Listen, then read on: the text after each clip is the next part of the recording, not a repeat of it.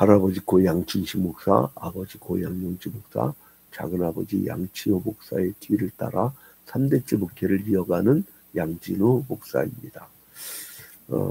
여러분, 제가 이제 수습 기자들이나 기자 지망생들 기자 연수를 많이 시켜봤는데, 수습 기자 때 많이 탈락들 하죠. 그 이유는 뭐냐면, 근무 시간을 딴짓하면 집중적으로 관찰을 해야 되는 시간에 딴짓해버리면 망하는 거예요. 그래서 특히나 전 국민의 일을 하는 사람이 자기가 일할 시간에 뭐 비트코인? 난 그런 것도 잘 모르겠는데, 아무튼 뭐 비트코인이나 주식 투자나 고짓거리 하면요, 그거는 근무 태만 정도가 아니라 국가를 망치는 거야. 그거는 아예 퇴출시켜버려야 돼요. 그거 마찬가지예요. 이 복음의 세계도요, 예수 그리스도의 복음의 세계도 집중을 해야 돼요. 집중을. 뭐에 대해 집중하느냐? 복음에 대해서, 예수 그리스도의 복음에 대해서. 여러분, 교회가 건물입니까? 건설업체가 아니에요. 건설회사 아니라고. 교회는 어떻게 보면 건물은 목회자들이 신경 쓸 게 아니에요. 그죠? 여러분, 내가 이 초대교회사를 쭉 가르치다 보니까요, 재밌는 거를 발견했는데, 초대교회 때 예수 그리스도뿐만 아니라 사도들까지도 아무도 건물에 대해서 신경 쓴 적도 없고, 뭐 입당 예배, 헌당 예배 이런 것 용어 자체가 없어. 오직 생명, 그리고 예수 그리스도의 복음. 우리 목사님 잘생겨서 그 못생긴 목사님 어떻게 하라고. 우리 목사님은 돈이 많아. 그 돈이 많아서 어쩌자고. 물론 전도를 많이 하겠지, 돈 많으면. 근데 아무튼 간에 이 본질. 그 본질을 회복해야 되는데, 그게 본질을 회복하게 하는 것이 뭐냐면 이 사도행전이에요. 이 헬라어로 아포스톨로스라고 하는 그 사도들이 막 복음을 증가하는 걸 보면요, 오늘날에 우리가 어떻게 목회를 해야 되고 어떻게 교회를 이끌어야 할지가 나옵니다. 자, 이제 우리가 1차 전도여행을 마치고 안디옥으로 돌아온 바울이 바나바와 싸웠고 딴 길로 가지 서로. 그죠? 그래서 이제 바울은 이제 서쪽으로 이렇게 향해요. 가다가 처음에 자기가 1차 전도여행 했던 곳을 거치죠. 이 1차 전도여행 때는 키프로 섬으로 이렇게 바다를 거쳐서 갔는데, 지중해. 근데 2차 전도여행 때는 1차 전도여행 때 들렀던 더베, 루스트라, 이고니온, 안디옥, 그리고 드로아를 거쳐서 이제 마게도니아 지방, 이 사람이 원래는 이쪽으로 안 갈려 있어. 소아시아 지방으로 해갖고 아마 동방 쪽에 꿈이 있었던 것 같아요. 근데 그 사람 마음이 마음대로 되던가요? 이 마게도니아 쪽, 이쪽에서 꿈에 와서 우리를 도우라, 그 꿈을 꾸고 이 사람이 여기로 에게해, 여기가 에게해잖아요. 에게해를 건너게 돼요. 여러분, 근데 저는 이런 생각을 해봐요. 마게도니아 지방에 있는 성도들이 얼마나 간절했으면 상대방 꿈에도 나타나냐고. 여러분, 부흥의 간절함, 그리고 또 내가 한 생명을 구원하겠다는 그 간절함만 있으면 되더라고요. 결코 죽지 않아요. 간절함. 아무튼 그래서 바울 사도가요, 이제 오늘은 어디를 보자면요, 1차 전도여행은 이제 까만 색깔이죠. 2차 전도여행은 여기서 이제 이 사람이 데살로니가로 가요. 데살로니가. 여기 이제 데살로니가.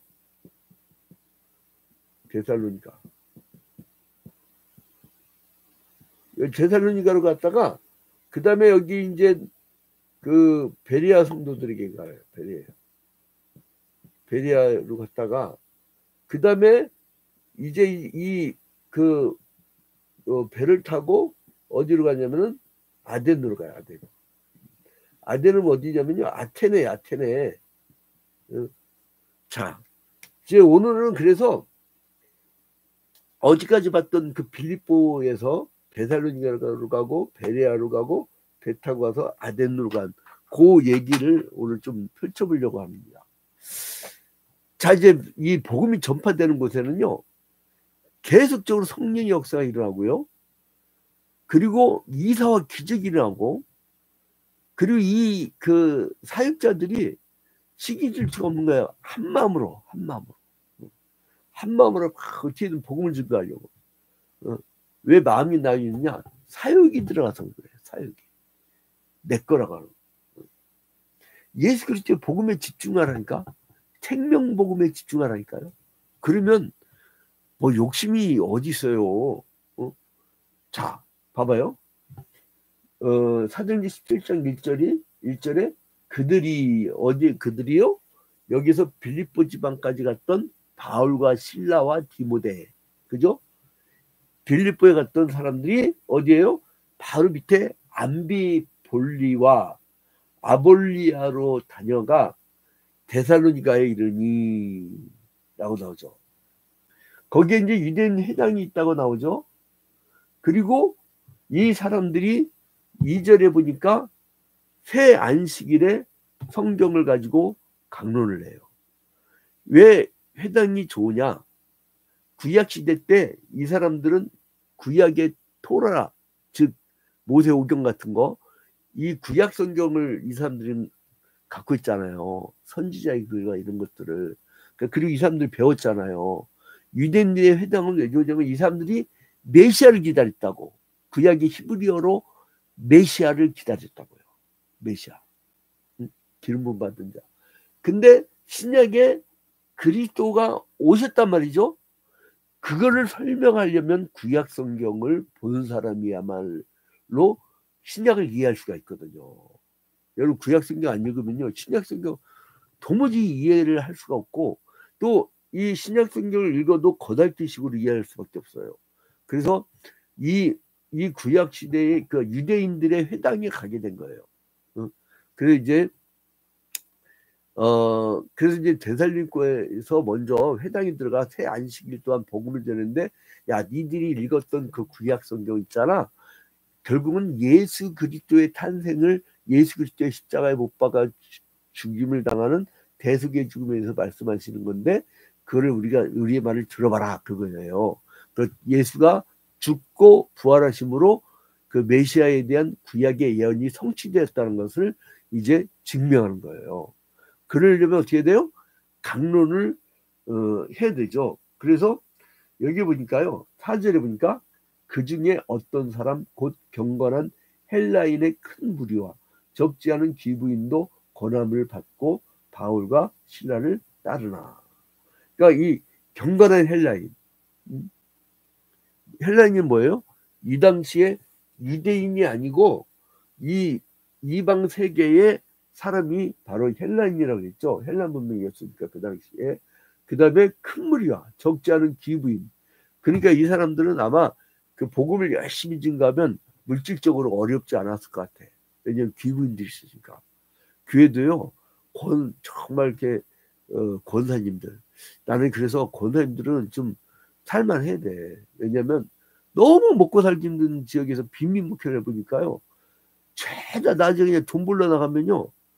그 목회자하고 같이 신방 다닐 사람이 없어. 전도 다닐 사람도 없고. 그래서 좀 이렇게, 그래서 우리 선배 하나가 저한테 자꾸 아파트 단지에 있는 그 교회에서 거기 양목사 거기 오면 잘할 것 같다고 자꾸 저한테 거기서 전도 좀 해보자고 하는데, 물론 전도는 잘하죠. 타고 태어났어. 이게 DNA가 무서운 거예요. 근데 아무튼 간에 그런 기부인들이 이렇게 받쳐줘야 돼요. 그잖아요. 목사가 혼자 이 더운 여름철날 여자 혼자 있는 집에 어떻게 들어갑니까? 못 들어가거든요. 그러면 그 기부인과 같은 시간이 많고 늘 교회 와서 기도하고 새벽부터 저녁까지 같이 목회자가 움직일 수 있는 준 목회자의 그 역할을 할 수 있는 권사들이 필요해요. 그 다수가 필요하다고 다수가 그런 사람들이 있어야 돼요. 근데 아무튼 이 귀빈들이 있었어요. 근데 여기서 보니까 이 사람들이 전도를 막 하는데 과격한 시위가 일어나네.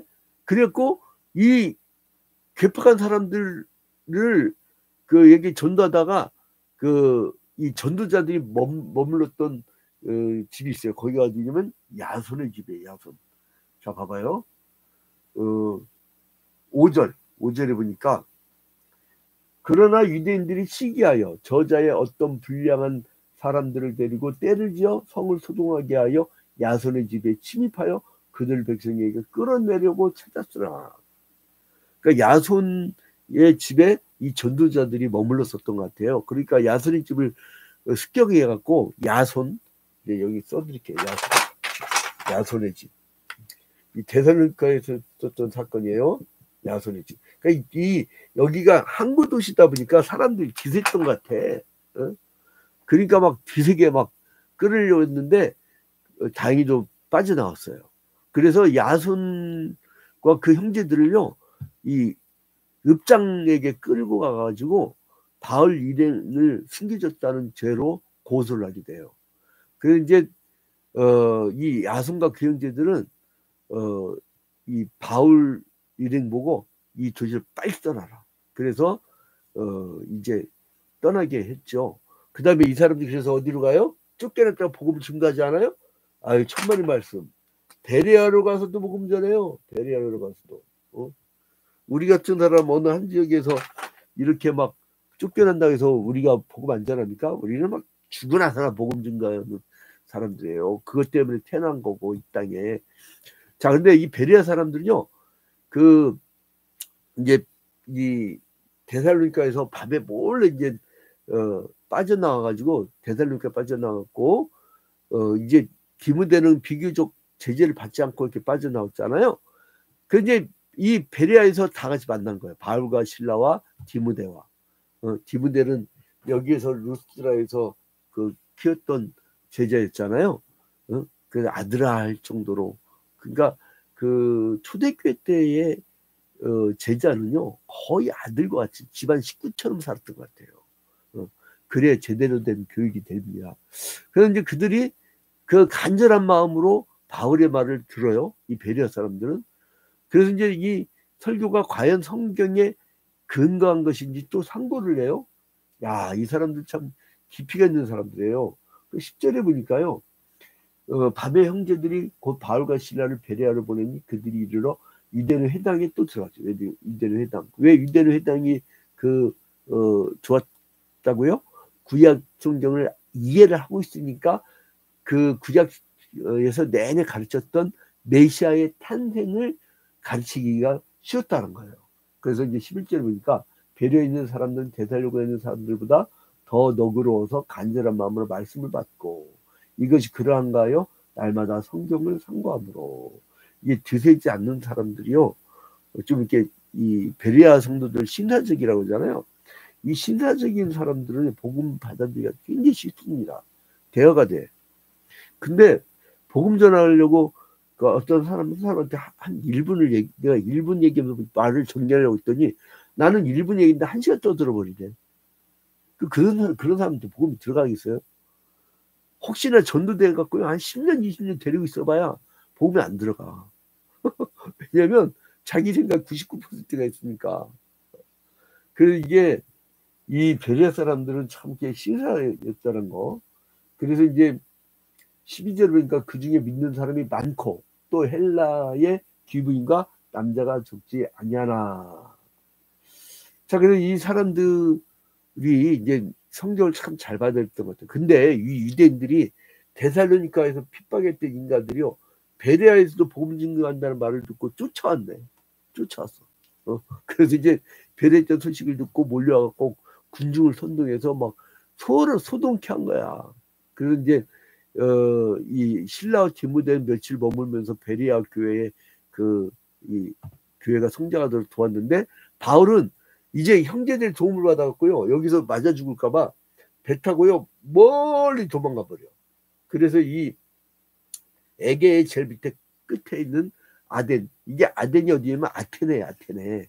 그래서 이제 아덴으로 가서 이제 전도한 겁니다. 16절에 보면 바울이 아덴에서 그들을 기다리다가 이제 아덴은 아테네입니다. 아테네. 예?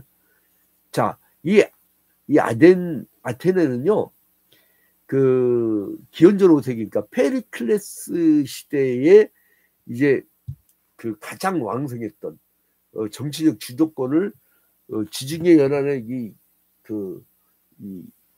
해권을 장악했던 그런 사람들이에요. 근데 여러분, 바다 사람들은 뭐가 많아요? 우상이 많아요. 왜냐하면 이 미제 바다를 나가서 일을 하다 보니까 많은 사고로 사람들이 많이 죽거든. 그러니까 사람들이요, 공포심이 약하면 종교심이 강해집니다. 여러분, 일본이 온갖 귀신들 다 모시고 있잖아요. 특히 신포. 근데 막 이런 그 귀신들이 많이 생긴다 보면 지진이 있어, 지진. 얼마나 공포스럽겠어요. 대만 가면 다 신교잖아요.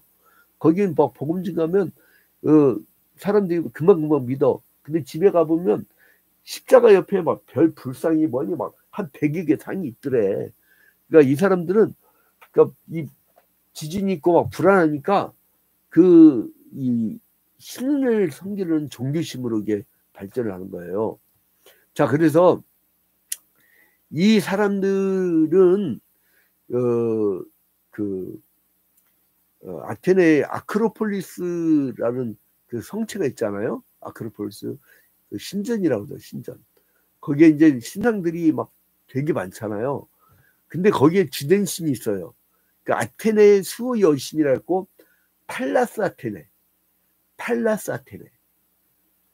그러니까 아테네를 지켜주는 수호 여신이라고 했고 팔라스 아테네라고 했고 거기 아테네의 끝자를 따가지고 그 아테네시라고 하는데 여기서 이제 이 사람들이 그 아크로폴리스 성체에서 그러니까 민주정을 이제 사람들이 했었잖아요.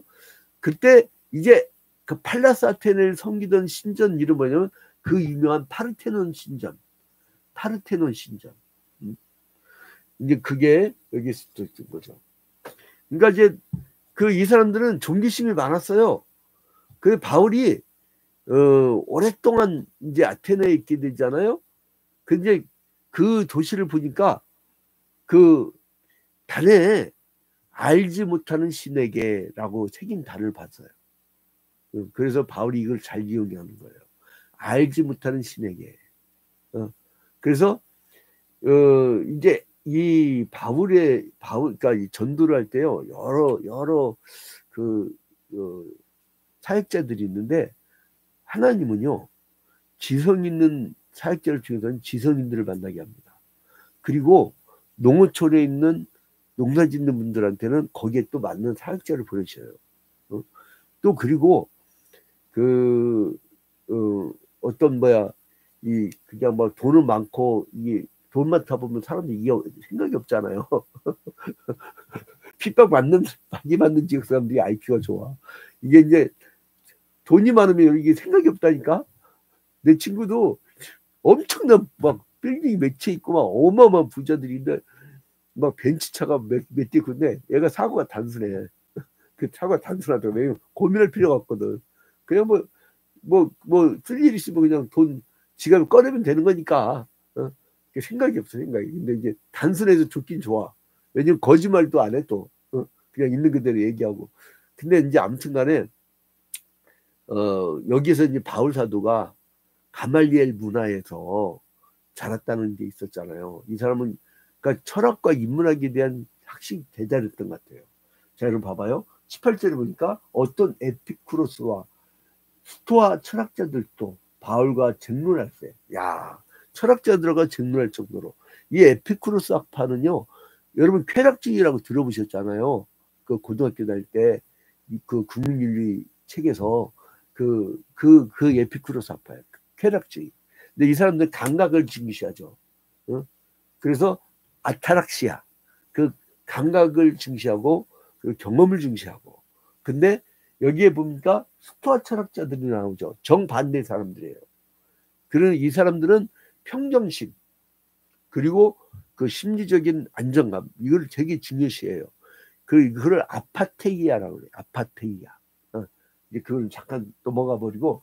자, 그래서 이제 질문을 해요. 그래서 어떤 사람은 이르되 이 말쟁이가 무슨 말을 하고자 하느냐 하고, 어떤 사람은 이르되 이방신들을 전하는 사람인가 보다 하니, 이는 바울이 예수와 부활을 전하기 때문이더라. 그러니까 이 사람들은 이 에피쿠로스 학파, 스토 학파에 영향을 받아가지고 철학에 대한 것을 많이 알게 됐는데, 이 예수에 대해서는 처음 듣거든.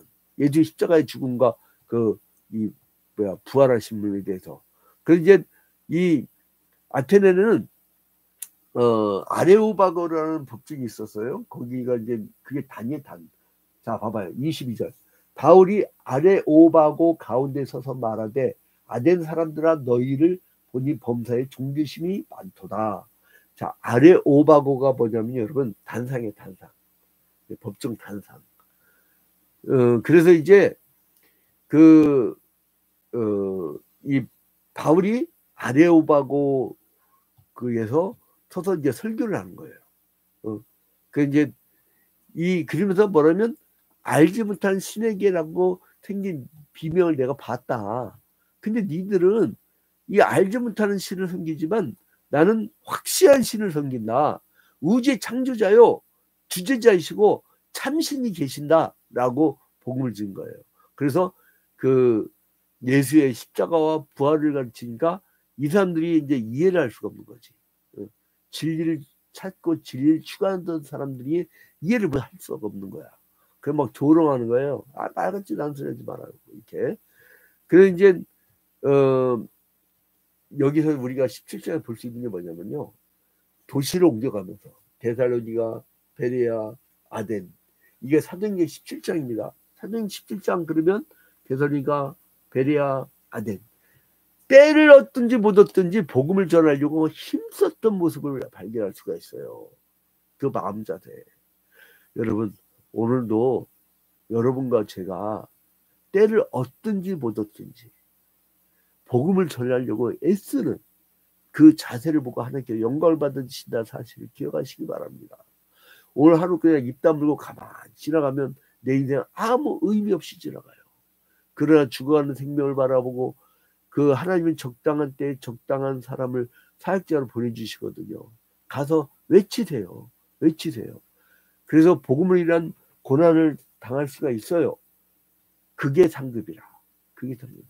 여러분 오늘 하루도 예수 그리스도의 복음을 우리와 만나는 사람들에게 전하는 여러분이 되시기를 주님의 이름으로 축원드립니다.